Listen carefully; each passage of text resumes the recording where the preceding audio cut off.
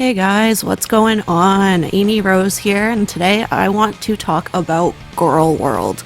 Yes, that is girl with an O instead of an I. There's not one solid definition for this universe we're going to talk about today, but given my own experience as a viewer, I'm going to explain, within the context that I understand, who these creators are and how their content ecosystem works. Taking into account all the internet insanity, this is my perspective and commentary. Hope you enjoy. Alright, so let's get started. From my frame of reference, I see Gorl World as the primary creators as well as those who interact with them on YouTube as reaction and or commentary channels. A few of the channels listed here also create compilation videos that may or may not include any commentary. The reason I include the reaction and commentary channels along with the primary Gorl World creators is because they are intrinsically linked and served as this type of ongoing content cycle with one another. While Gorl World exists throughout the internet, most prolifically on Kiwi Farms, Reddit, 4chan, all those good things, this video is going to focus primarily on their influence and careers on YouTube, as it's where I am the most versed and feel I can give the best overview and opinions. In order to better illustrate what I'm trying to say here, I made this cute little cycle chart. As we can see here, the primary content creators start off the cycle by making their content, then the reaction and commentary channels will respond with theirs. Our primary content creators, main culprits being Amberlynn and Foodie Beauty, will then respond or bait some way in their next videos in regards to the commentary reaction content made about them. Despite these creators being online for a long time, up to 10 years with Foodie Beauty, they will, without fail, always react to criticism, trolls, or just whatever opinions they disagree with. Both Foodie Beauty and Amberlynn are known to watch and interact with the content made about them, not only on YouTube, but on other platforms such as Reddit, 4chan, and the beloved Kiwi Farms.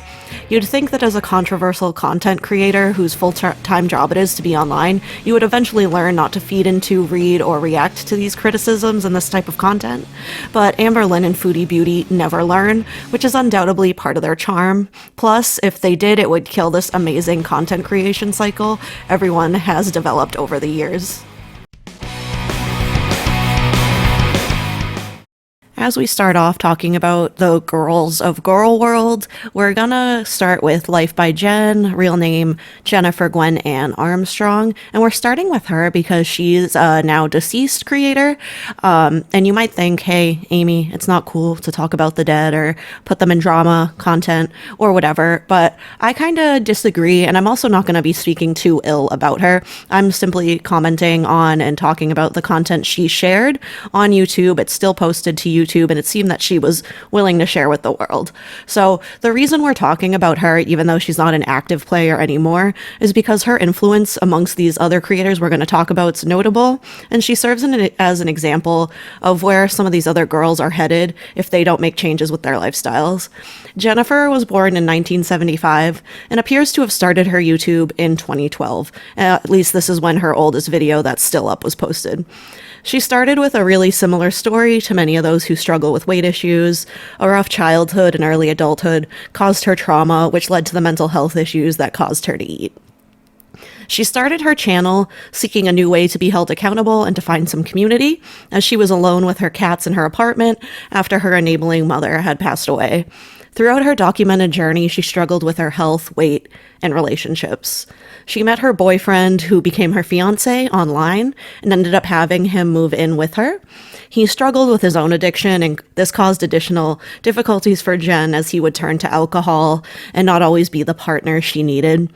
During this time, her weight would fluctuate, and she would try to make lifestyle changes, but she consistently stayed at a very unhealthy 400 plus pounds. She chronicled multiple hospitalizations and health issues that were associated with her weight. On her channel, she always remained really optimistic, and she had a very sweet demeanor. She didn't cause drama or have an attitude with her fan base like some of the other girls we're going to be talking about today.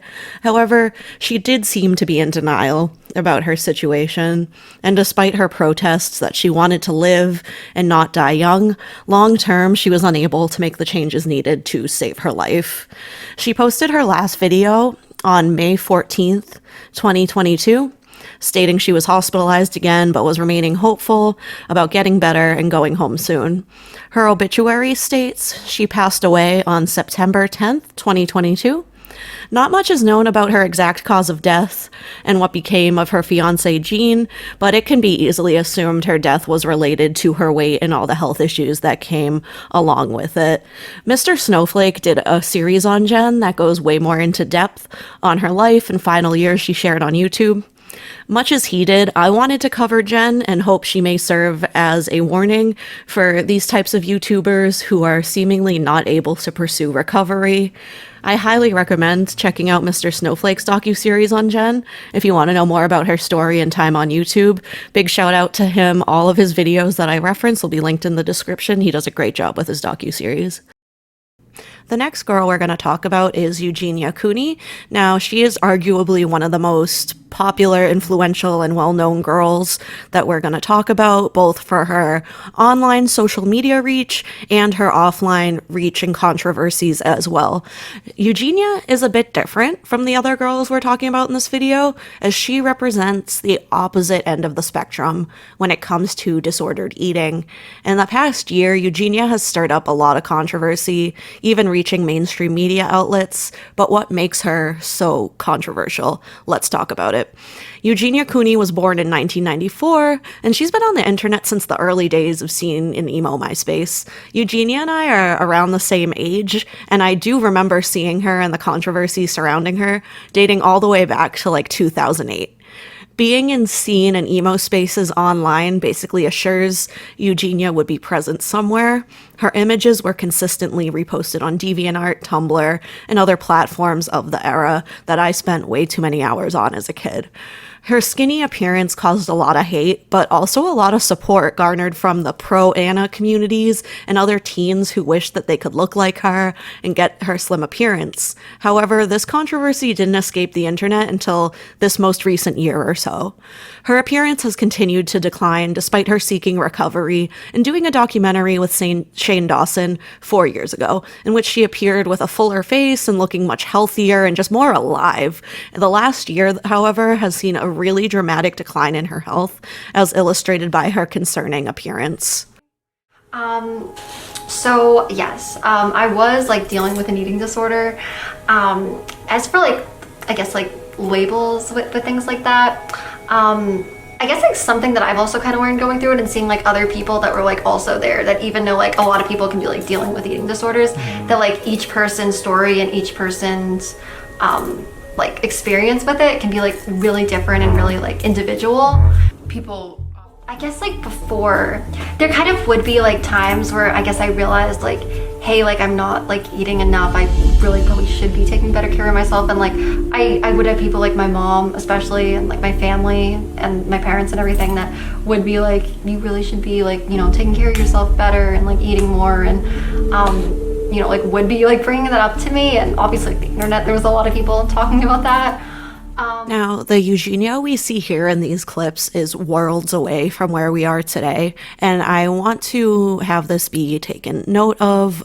This is actually in addition to my original script. These are just my thoughts after I actually sat and watched this video again. Not only did I try to cut out Shane Dawson as much as possible, because obviously, but just in the way she speaks and the way she comes off, her own self-awareness is very different than it is today. Even just the way she speaks. In this, she sounds like somewhat of a normal person, and nowadays she literally sounds like an actual child because of the content she creates, with it mainly being TikTok and her trying to appeal to a child audience, which is the main issue and controversy that's come up for me.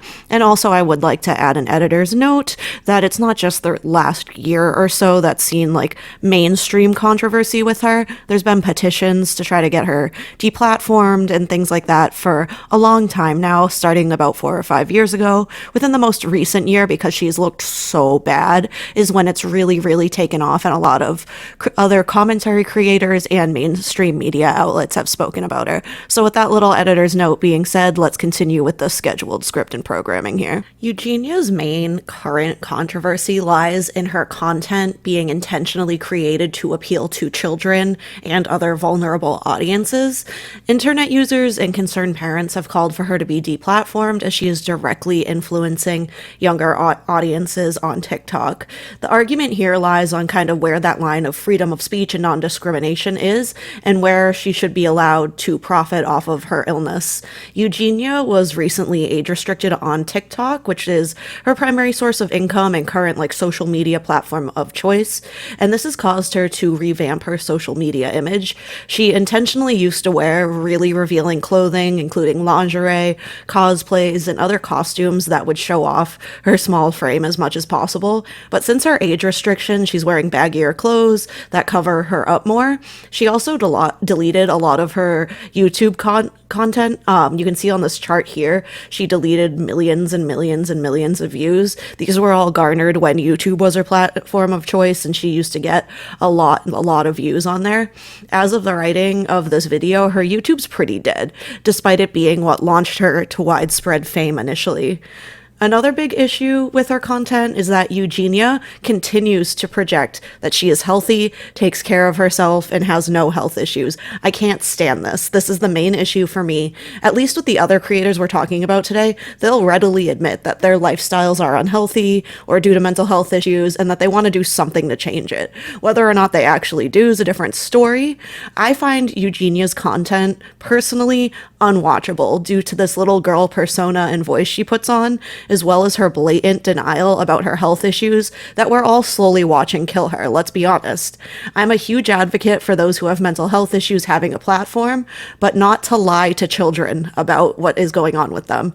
Eugenia is painting a picture that you can live looking like her without any health issues, that she's healthy, that she has no issues with her teeth, hair, or skin, and this is just not true. While she can afford to mitigate the consequences of her condition off screen, her young audience may not be able to see it in that light. I directly know girls who found inspiration from Eugenia in high school to lose weight in unhealthy ways. I can guarantee if I go look at any of her content now, there will be comments saying how great she looks and how commenters wish they could look like her. Before I wrap up talking about the major points about Eugenia, we have to talk about her and the relationship she has with her mother. There's a lot of theories online over exactly how much control and influence her mother Deb has on her life. I can say from my perception, Deb is definitely a large part of the equation. Eugenia is almost 30, and she's never not lived with her mother. Anytime she travels or goes out in public, Deb is always right there. If you look at photos that people take of her out in public, she's never not with her mother. At this time, Eugenia doesn't seem to have any real-life friends that are her age. She was involved with a friend group with another YouTuber known as Jaclyn Glenn, but only for a short time. Jaclyn released a couple videos regarding her experience with Eugenia and Deb, stating they knew they had to get Eugenia help, so they lied by saying they were doing an escape room because Deb does not let her go out unless it's approved. When Eugenia arrived, they conducted an intervention with a mental health professional, and they were able to get her sectioned for 72 hours due to her critical health condition. According to Jaclyn, when they called Deb and Deb caught wind of what was happening, she screamed at her, threatened to call the cops, and accused her of kidnapping. Jaclyn also disclosed that Eugenia is convinced she is fine, as her mother perpetuates this idea. Deb also tells Eugenia that she has heart issues, and that if Eugenia seeks help or goes to the hospital, it could give her a heart attack and kill her. This is really, really bad manipulation. I don't know if anyone out there has really toxic parents or has had to see someone they love or a friend or a family member have to deal with toxic parents or a toxic relationship, but this sounds a little bit familiar to me. It's theorized also that Deb has control over her social media accounts and finances. She has appeared on video to attest Eugenia eats, takes care of herself, and is quote unquote just a skinny mini. How is your mom okay watching you wilt away?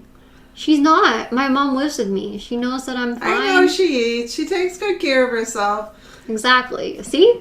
Exactly. Happens to be skinny mini, but she does take Exactly. skinny mini, We're all different. But she does take good care of herself. The real nail in the coffin for me as to Deb's control over Eugenia came when she was doing a TikTok live and her viewers had asked her to go outside so she could look at the moon. I believe it was like a full moon or something like that. In the live, you can see that she goes downstairs out of her bedroom, which like never happens. She's always in the same pink girly bedroom. But anyway, when she goes downstairs, she opens the front door and there's a bell on the door. So like, you know, bells you'd have, say, if you had a toddler or like an elderly person with memory issues or dementia or Alzheimer's, something like that. Her mother approaches her and asks her, like, you know, what she's doing. And Eugenia tries to explain, oh, I'm going out because the viewers asked me to go take a look at the moon. And Deb just tells her no and to shut the door, which she does. And again, Eugenia's almost 30. Eugenia is probably the main person paying for this house, and she has to follow what Deb says, and she didn't even think about it. She just did it. In the past year, a lot of police have been called to their house for welfare checks called in by concerned viewers. I've listened to some of these calls, a lot of commentary creators or just people who want to have put out the calls, and the Connecticut police don't really seem to care. Also, Deb and Eugenia are known for, if they get a lot of calls from the cops, they'll go over to California for a while. They'll go on vacation. Kind of that typical behavior, like people do this when they're trying to like avoid, you know, like DCF, like Child Protective Services or something. So it's definitely very sketchy to me. But anyway, like they always seem to kind of not take any viewers' opinions or thoughts about the situation seriously. They just say, hey, we've been to the house. The mom answers the door. The mom says she's fine, so we can't do anything, which is just not true. Just for frame of reference, I worked in human services for 5 years. You can separate her from her mother and give her questions and have a mental health professional speak to her, but they don't even get past Deb, it seems like. And if you're over 18, you can't take a parent's word for anything. That person is an adult. Police don't really seem too inclined to talk to her at all, never mind separate and away from her mother.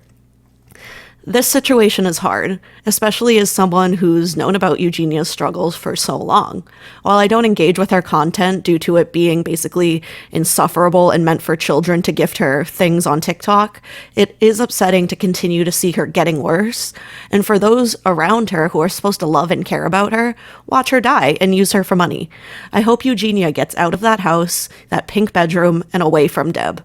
If nothing changes, nothing changes. Eugenia has the ability to inspire thousands with disordered eating if she's able to recover and live a healthy life. I don't want to look her up every few months with a pit in my stomach expecting the worst, or to be scared when she goes offline for a bit.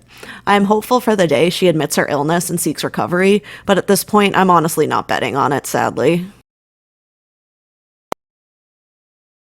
We are going to talk about Foodie Beauty, real name Chantal, next.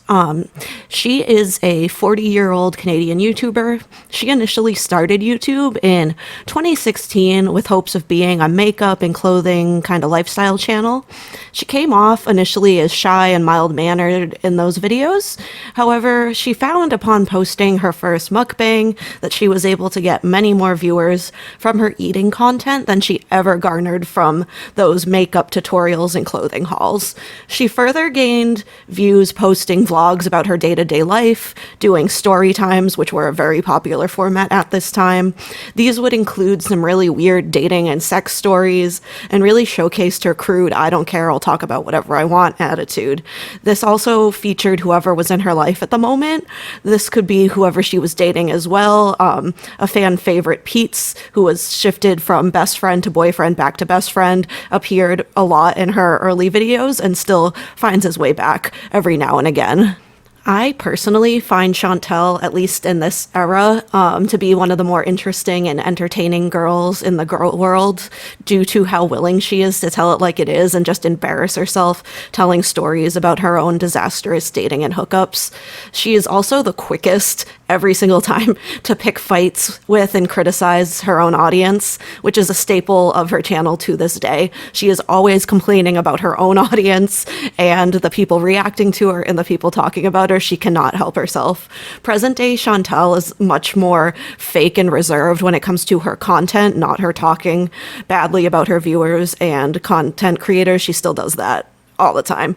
Due to this, she has been going through a succession of failed rebrands within the last year or so, and this makes it annoyingly difficult to track down her own content and certain details about her that she's trying to erase from her internet presence. She goes back and forth between wanting to be reserved and Muslim and doing all these things now that she's in the Middle East, but then she'll go right back on and have her same personality and go after viewers and things people are saying about her. Thankfully, though, we have commentary YouTubers who have been able to find and compile pretty much all of her old content. Another big shout out to MrSnowflake and his docuseries on Foodie, linked in the description, as always. We also can't talk about Chantal without getting into her eclectic dating history, so let's talk about it.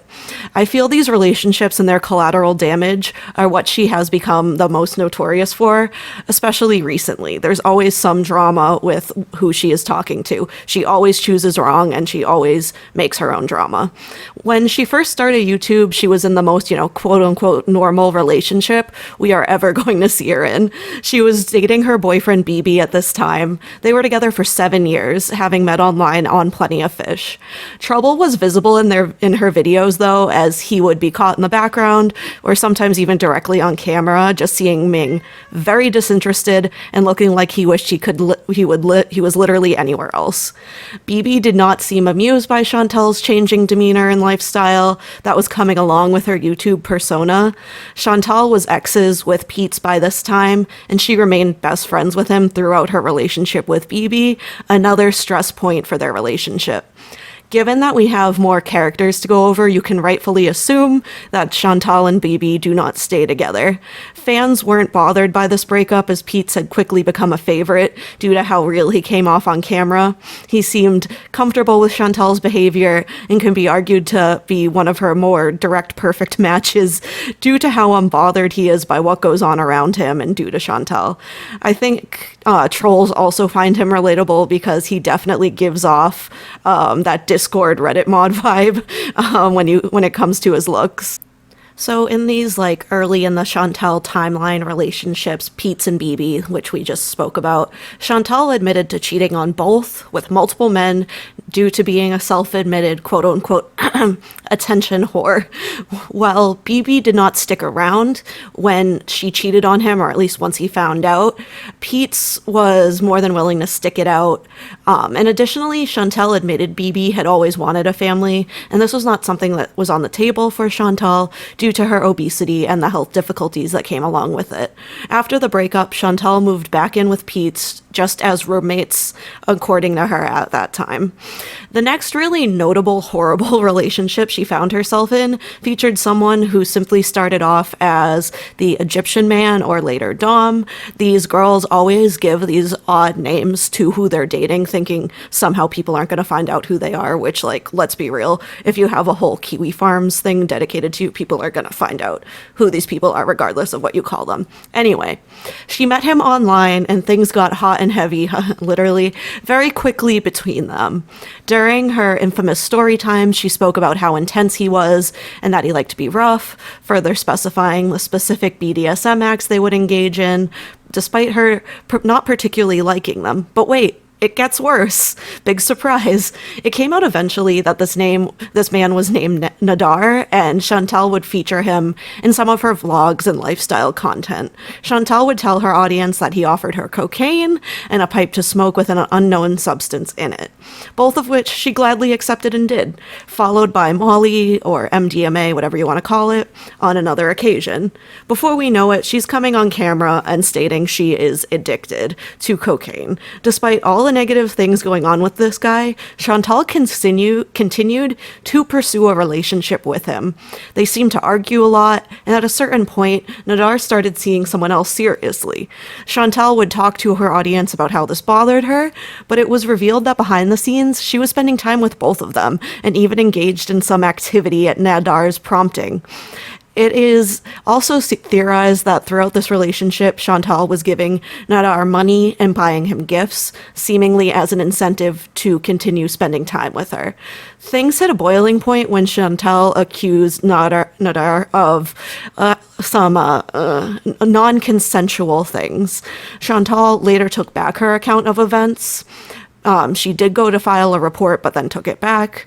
Police were involved again once Chantal was trying to get some of her items back from his apartment, most notably her sleep apnea machine, which she live streamed her going to go get.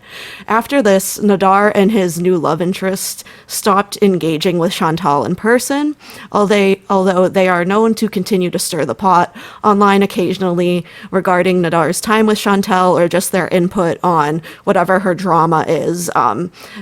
Nadar did, or it might still be continuing to try to have some social media influence, doing cooking videos and things like that online. It seemed Chantal and Nadar, they were truly a match made in hell. They both met their match when it came to being completely awful in relationships. All right, now we're going to get into her current relationship. I hope everyone's ready for this one. She met this man online named Salah, and he lives in Kuwait, which is a country in the Middle East. So you bet that Chantal fell for him immediately, converted to Islam, which is questionable, and we'll discuss this more later, and moved her whole life over to Kuwait to be with him. She says they are married, but there has been evidence to the contrary, including her seeming to leave the country every few months, theoretically for visa reasons that would not be needed if they were married and she had pursued citizenship. Since moving to Kuwait, Chantal's content has completely devolved to cringy couple vlogs, mukbangs, and her talking about online drama surrounding her.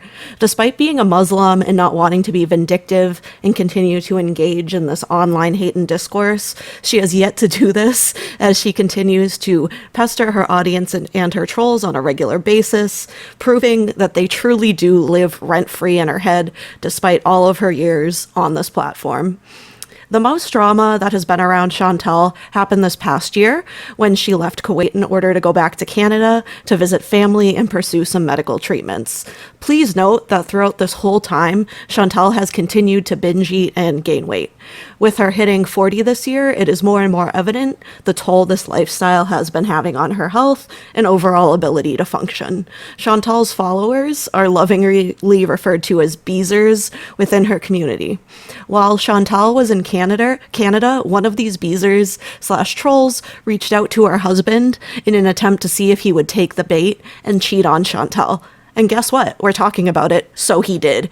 Not only did he engage in sexual conversation with this person, including some BDSM and even some poop stuff. This Beezer leaked all of her correspondence with Salah, including texts and voice notes, all of which are some of the grossest, most cringe things I've read and heard in a while. Also of note, Salah was very focused on the assets this person possessed, and if she was able to bring gifts and money with her when she comes to stay with him while Chantal is away. This is implying that Chantal is again the one providing money and gifts in this relationship in order to keep him around, like she did with Nadar. This person even went as far as to talk badly about Chantal to Salah, and he fully engaged in this conversation, talking badly about his own partner that he is cheating on. Chantal's impulsive response to this has gone down in Gorl World history and can be found in some commentary channels' intros or used as responses as almost like a soundboard. She essentially had a full-fledged meltdown, stating that it's over between them and saying horrible things about the Beezer that did this. She went on to delete this video, go back to Kuwait, and basically ban Salah from being on her channel and interacting with her Beezers in any capacity. She will never let this incident go and used it as further fuel during her rages against trolls in her own audience talking about her and Salah online. As you could imagine, YouTube and Kiwi Farms had a lot of fun with this, given all the evidence with the screenshots and voice notes that were provided. These days, Salah has made a small comeback on her channel. She barely posts, and when she does, it's just mukbangs or very boring lives where she seems disinterested and doesn't have anything to talk about because at this point, she essentially does nothing. It's a steep fall from grace from her outrageous story times years ago when she would highlight her own odd sex life, constant missteps in dating, and just existing in general. It's hard to see how she's even making a living off her channel at this point, given her low views, constant deleting of videos and views, and her hateful attitude toward her own audience and the commentary channels that help her stay relevant. All right, now we're going to get into Amberlynn. So before I start doing the facts, when she started YouTube, when she was born, blah, blah, blah, I just want to start by saying that she is easily the worst person we are going to cover today. And this is due to all the evidence and testimonies out on the internet from her exes regarding her absolutely unacceptable and straight up abusive behavior in her relationships. Before you think I might be going too hard on this girl, please keep this in mind.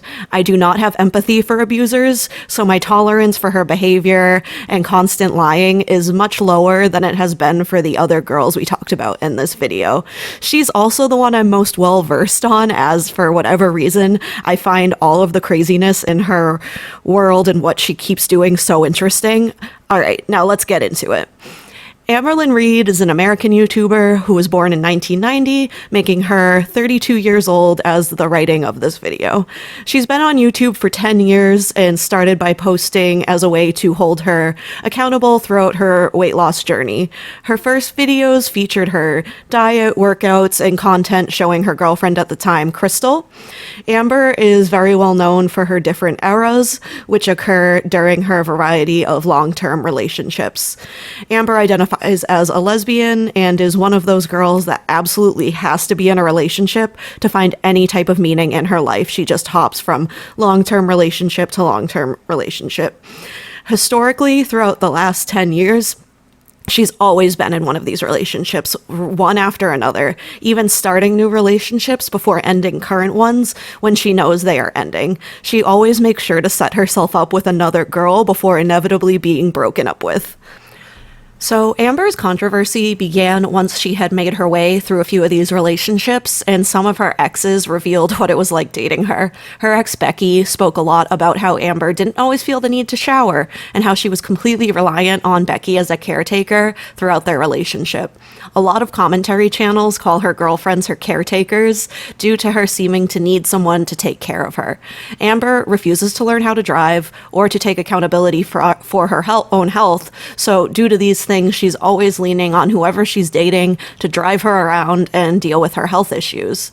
She's also very well known for being a weight loss channel that has become the exact opposite.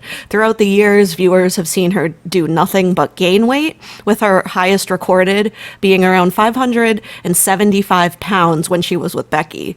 She has and will continue to follow any trend diet. We have seen her do Jenny Craig, Weight Watchers, calorie counting, and most recently going back and forth on and off of Ozempic. All of these have yielded absolutely no results.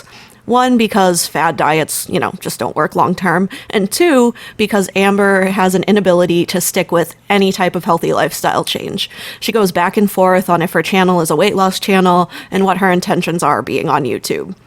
Some consistent features of her channel, though, are her shopping and going out to eat, as well as hauls from brands such as Torrid, Target, TJ Maxx, etc. As a viewer, for some reason I do like haul content, but not directly from Amber. Some channels do compilations, and these are honestly way better than watching her actual content, where you have to go through a vlog that's super boring just to finally be shown for a few minutes what she actually bought. Spoiler alert, she buys jewelry, purses, journals, and books that she never touches, along with a slew of useless home goods and items mixed in. I want to take a good chunk of time while talking about Amber to get into her relationships and exactly why I am pretty much saying horrible things about how she is in relationships. Don't worry, I brought the receipts. So when we're talking about Amber's first documented relationship, it was with her ex, Casey, who has done a full interview with MrSnowflake about their experience with Amber. Amber got with Casey when Amber was an adult and Casey was still a minor. They met online, and Amber was quick to manipulate and control. She was asking Casey for nudes and threatening to break up with them if they didn't send them. Amber set up a visit to come meet Casey, who was living in a small apartment with their mother at the time. Once Amber was there, she ended up informing Casey that her grandmother, who she had been living with, was not allowing her to come back and live with her. Due to this, Casey ended up allowing Amber to move in with them, despite their family not having the means to take care of another person that they had just met. According to Casey, Amber would not help out around the house or get a job. She went to community college for a short time, but ended up dropping out and never going anywhere with it.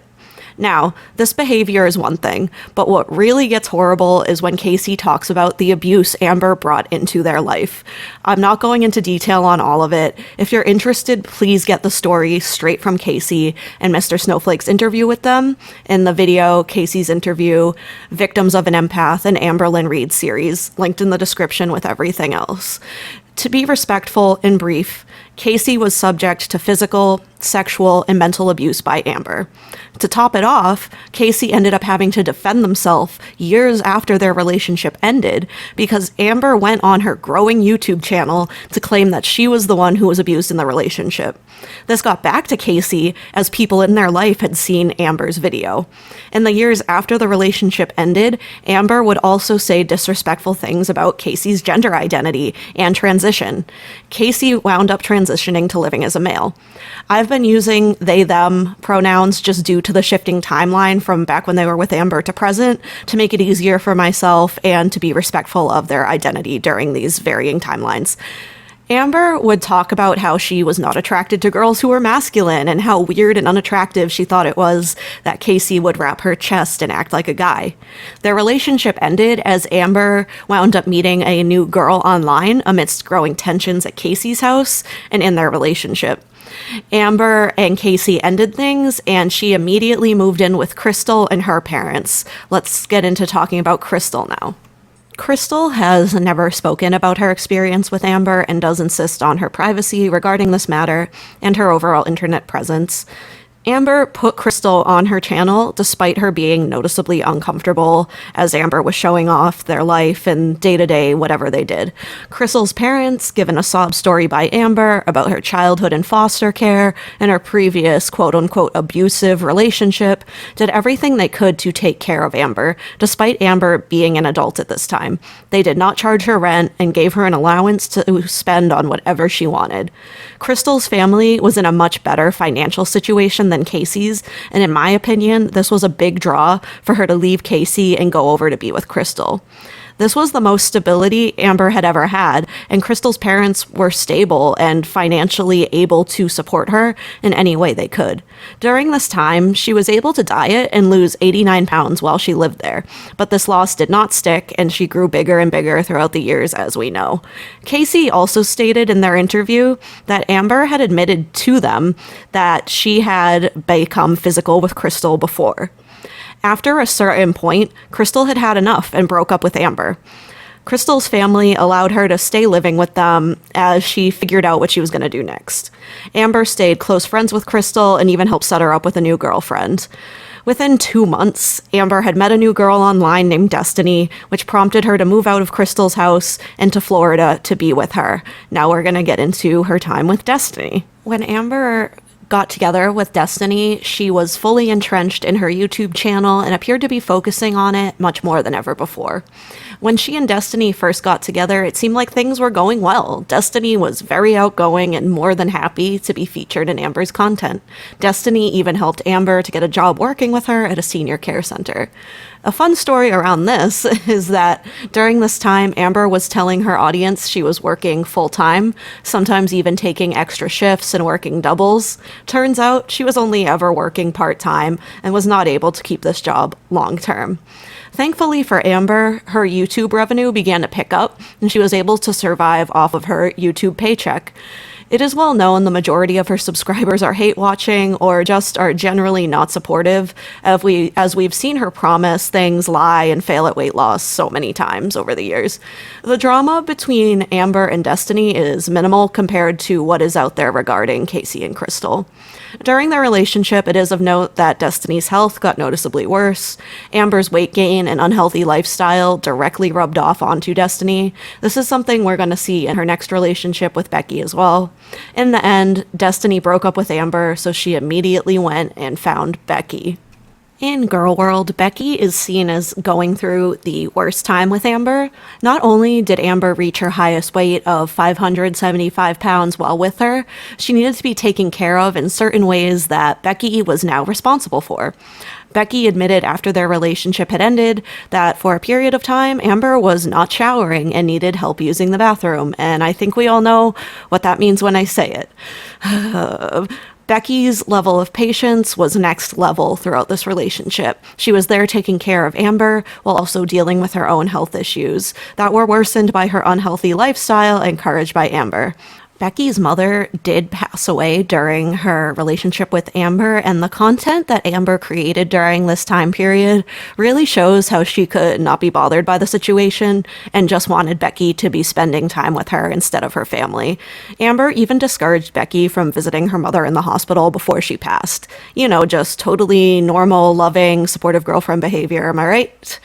After a short engagement, this relationship ended in a familiar way, with Becky breaking up with Amber. They stayed living together for a time until Amber found her next girlfriend/caretaker. Amber's most recent ex is referred to mostly as wifey on her channel and throughout like Gorl World, and this new girl really didn't want her information out and about on the internet, and of course the community was easily able to find out exactly who she was due to details Amber shared and, you know, some good old internet research. But of course I discourage anyone looking into this, and just to respect this person's privacy, she's already been through enough having dated Amber.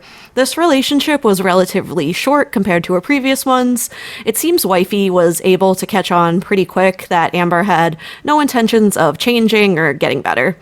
This era is known for Amber seeking out weight loss surgery, which wifey was very supportive of and was even offering to pay for a part of.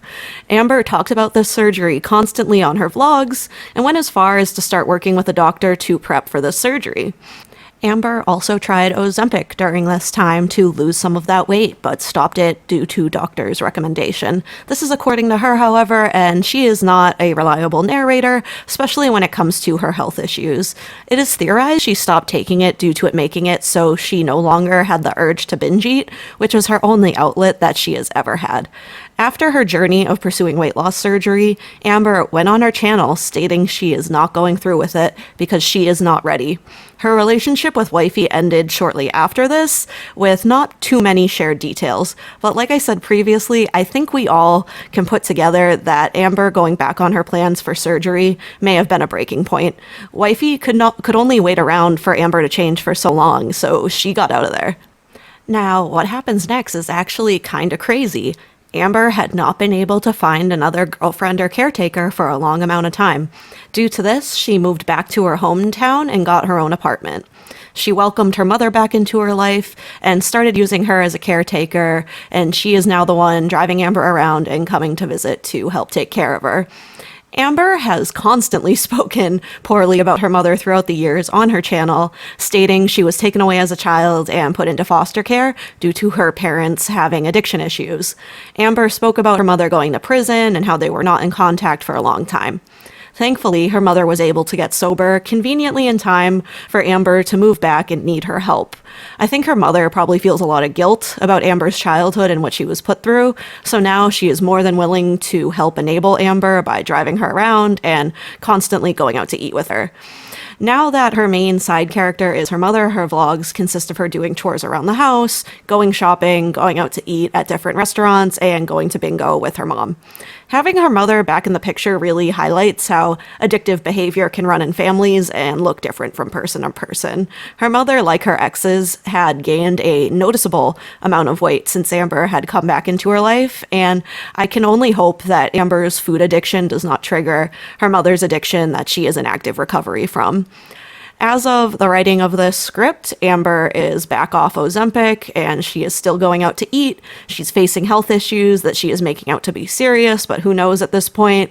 Oh, and she's being called out for pursuing a relationship with a married woman, and then now getting into another relationship with someone who may or may not be a feeder.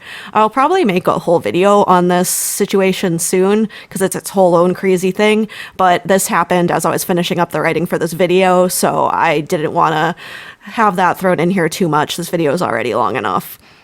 It's hard to wrap up this section on Amber, as there isn't really any good, solid moral or happy ending that can be drawn from this.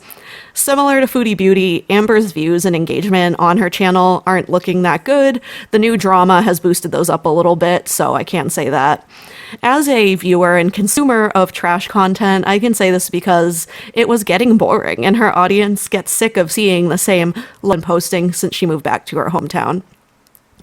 Recently, she did have this new drama with her dating and her former best friend who's starting to talk out about her and things like that.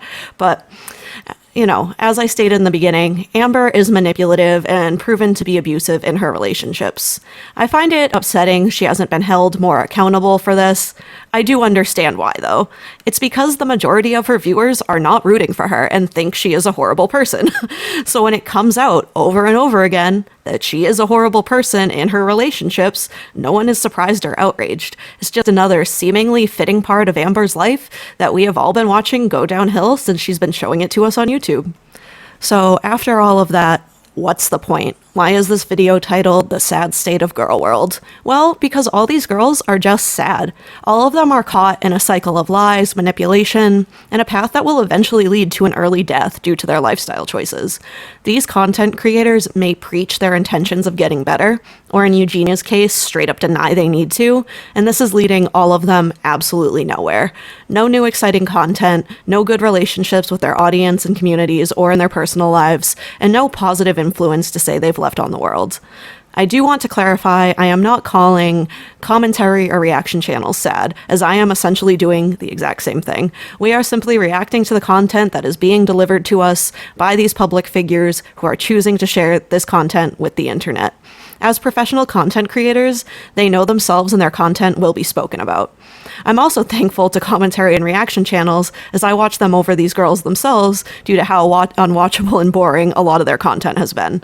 I would much rather watch an edited down video that recaps what is going on and edits out the insufferable eating noises. So shout out to all the channels mentioned in this video. All their channels are linked in the description. I know I did not give very favorable opinions on Eugenia, Chantal, and Amber, and Jen, but please do not harass or leave negative comments on their content. I do not endorse any type of online harassment. I do, however, welcome any criticisms and discourse in my comment section. So the first video I've done, I did a really long one because, I don't know, I hate myself or something. I know it's not perfect. I know there might be some issues. Feel free to talk to me about them. Give me some advice, whatever you want to do, or just watch the video and share it around. Show it to your best friend, show it to your dog, show it to your cat, whatever you want to do. Like, dislike, comment, subscribe, give me notes on what you like and didn't like. I promise I will put out other content soon as I'm just starting out. I think I'm going to do my next video on a completely different topic. I need to take a break from Gorl World for now until I decide to delve deeper into the Amberlynn relationship rabbit hole. Anyway, thank you so much. I'm out. Bye. See you in the next one.